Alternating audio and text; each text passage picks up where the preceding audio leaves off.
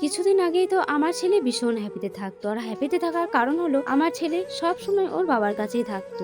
দিন শেষে না থাকলেও সন্ধ্যা থেকে রাত অব্দি ও বাবার কাছেই থাক। কিন্তু আমার ছেলে কখনোই বুঝতে পারেনি যে হঠাৎ করে ওর বাবা ওকে ছেড়ে দিয়ে অনেকটা দূরে চলে যাবে। কখনোই ভাবতে পারেনি যে আমি আর বাবাকে অনেকদিন ধরেই দেখতে পাবো না। কিন্তু এক এক সময় ও ওর বাবার জন্য কান্না করলেও আমি ওকে ঠিক ভুলি ভালিয়ে বুঝিয়ে দিই। আর এখন যেহেতু আমি মায়ের বাড়িতে আছি, তাই ও ভাই দিদির সাথে খেলা করতেই ব্যস্ত, আর বাবার কথা মনেই থাকে না। তাই আমারও সবসময় মনে হয় যে ভগবান সবাইকে যদি বড়লোক বানাতো তাহলে কতই না ভালো হতো, তাহলে সবাই কত খুশিতে থাকতো, তাহলে আর একটু অভাবের কারণে কেউ নিজের ছেলে মা বাবাকে এবং তার বউকে ছেড়ে দিয়ে অনেক দূরে চলে যেত না। আর ভগবান যদি সবাইকেই বড়লোক বানাতো তাহলে আর কেউ বুঝতে পারতো না যে কোনটা কষ্ট আর কোনটা পরিশ্রম। সেই কারণেই বুঝি ভগবান অনেক মানুষকে অনেক কষ্টে রেখেছে, আবার অনেক মানুষকে অনেক হ্যাপিতে রেখেছে। কিন্তু এখানে একটা কথা আছে যে ভগবান সবাইকেই যদি বড়লোক বানাতো তাহলে আর কেউ ভগবানকেই মনে রাখতো।